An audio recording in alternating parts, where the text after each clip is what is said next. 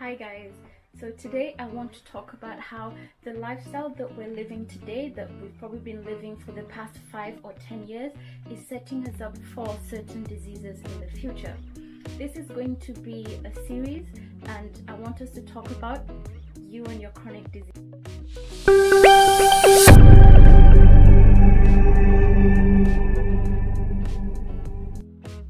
So let's first define what chronic diseases are.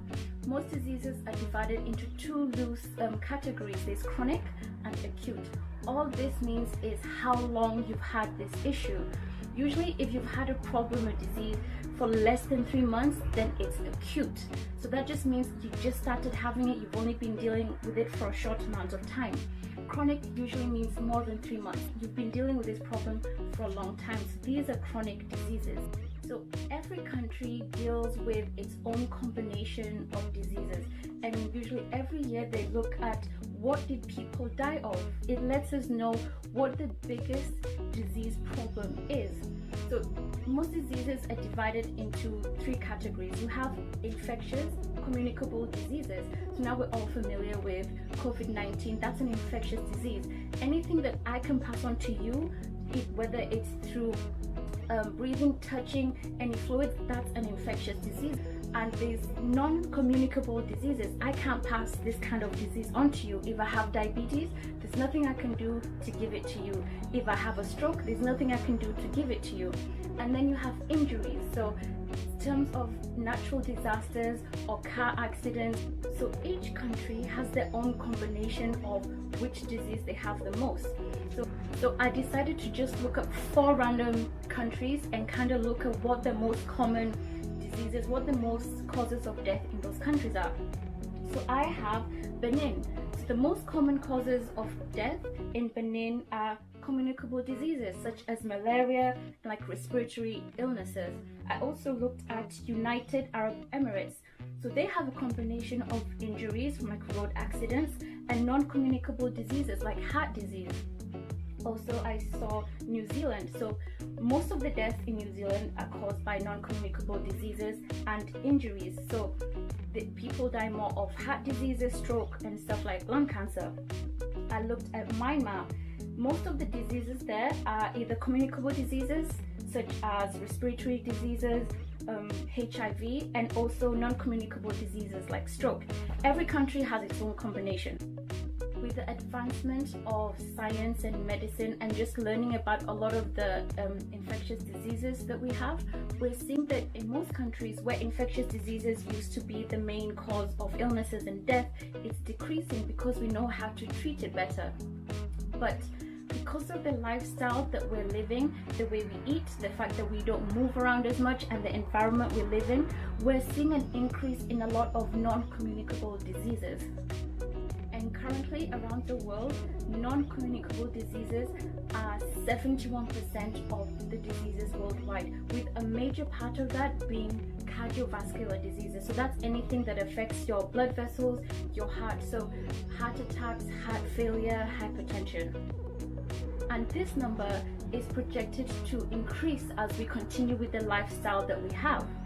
Other non-communicable diseases that seem to be increasing are chronic respiratory diseases, so stuff like asthma and COPD, cancers, all sorts of cancers, and diabetes. These chronic diseases have similar risk factors. That means these are things that either we do or we don't do, or things which are part of us that make us more prone to getting the disease. And risk factors are divided into modifiable and non-modifiable. So modifiable risk factors, we can control them. We have the ability to either increase them or decrease them. And most chronic diseases have these in common. And the first one is diet.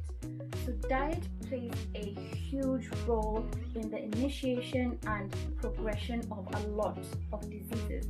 The second is physical activity. The amount of physical activity you do, again, it's either going to help you prevent some diseases coming on or lessen diseases, or it's going to make them worse. Another major risk factor is smoking. Smoking is linked to all sorts of cancers, not just lung cancer, also stuff like bladder cancer. It's not something you really associate with smoking. So it's associated with so many different types of cancers, with hypertension and other cardiovascular diseases. And another one is alcohol. As we see the increase in intake of alcohol, we're seeing the increase in certain diseases such as cancers, liver cancers, stomach cancers, problems with the blood, problems with hypertension, and mental problems as well.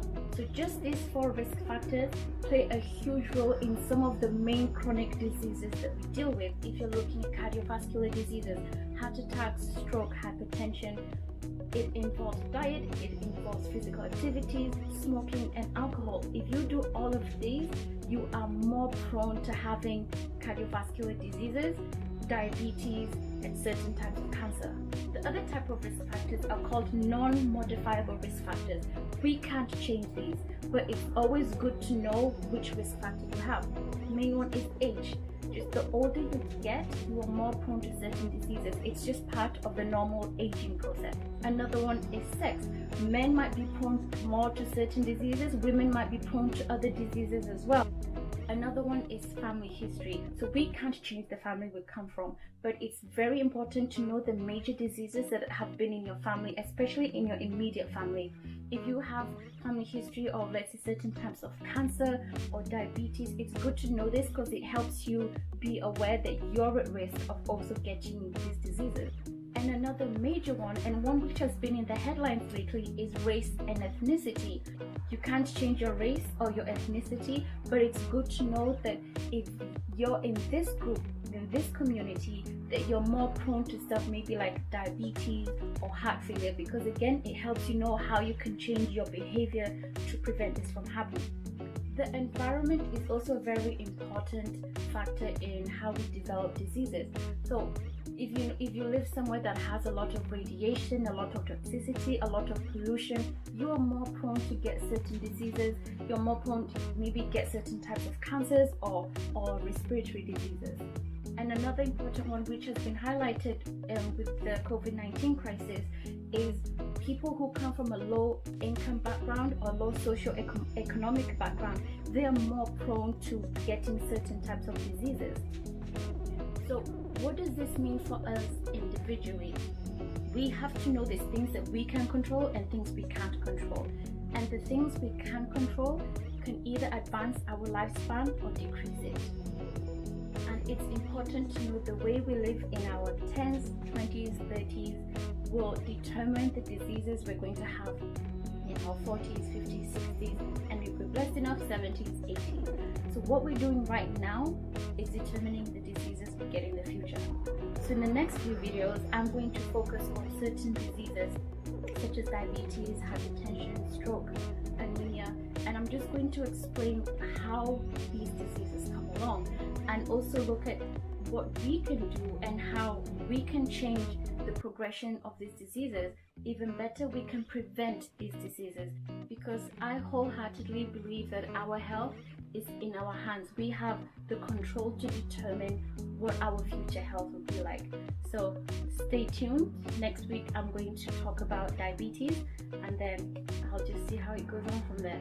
But thank you so much for taking your time to listen to this, and I'll see you next week.